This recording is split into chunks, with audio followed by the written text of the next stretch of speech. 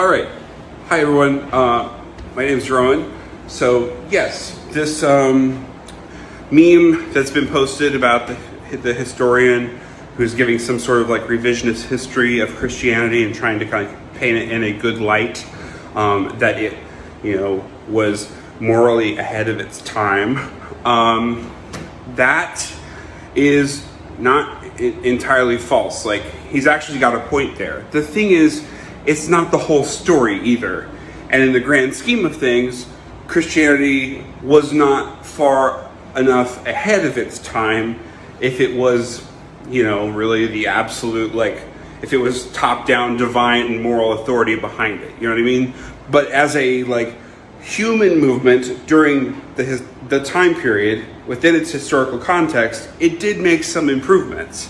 It's just that those improvements are not considered improvements by today's moral standards, if that makes sense. So for instance, what he's talking about there with monogamy, I'm gonna take him at his word. He's a historian, that seems accurate.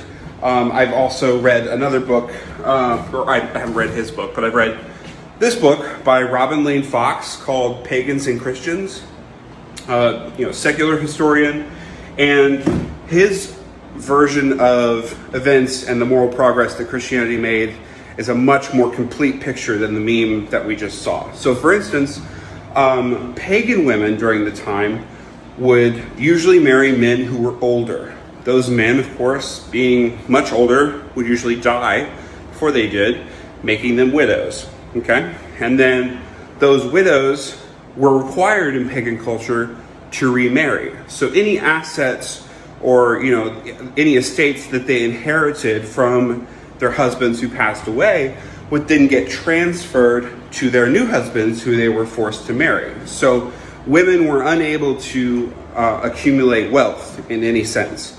Now, when Christianity came along, they changed that.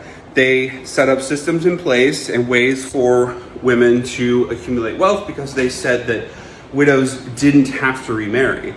And so women were then gradually able to systematically build wealth because their husbands were still dying off because they were still marrying older men, right?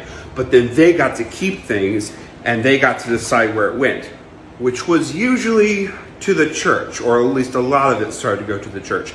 And then that's how the church started to build wealth and accumulate power. And you can read about it in that book by Robin Lane Fox. Another thing,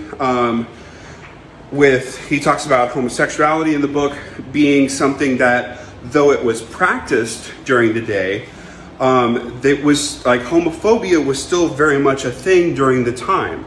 And people would, even though they would, be having gay sex, they would, with their mouths, decry it as a moral failing, right? And that was just like the culture of the time. That's how they perceived things.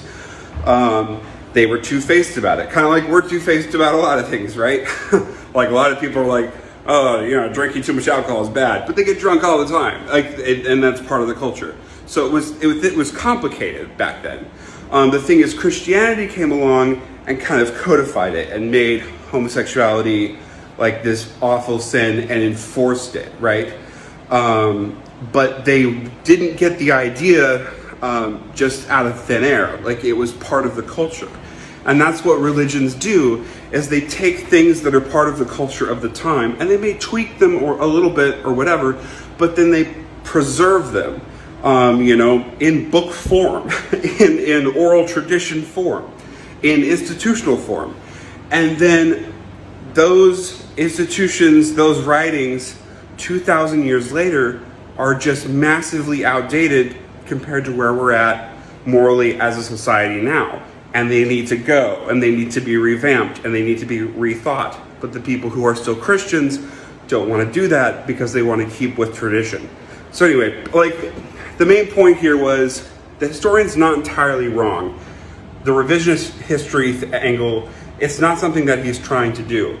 Those situations are actually really complicated, and Christianity did do a lot of good things for the time. They also did some bad things for the time. It's just that once you project those into the future 2,000 years, most of those things are considered bad now by our moral standards, and should be. Anyway, I hope that explains some things, and I hope I didn't offend anyone. I was just trying to give a better picture. Please pick up the book by Robin Lane Fox, Pagans and Christians, if you would like to know more. Bye.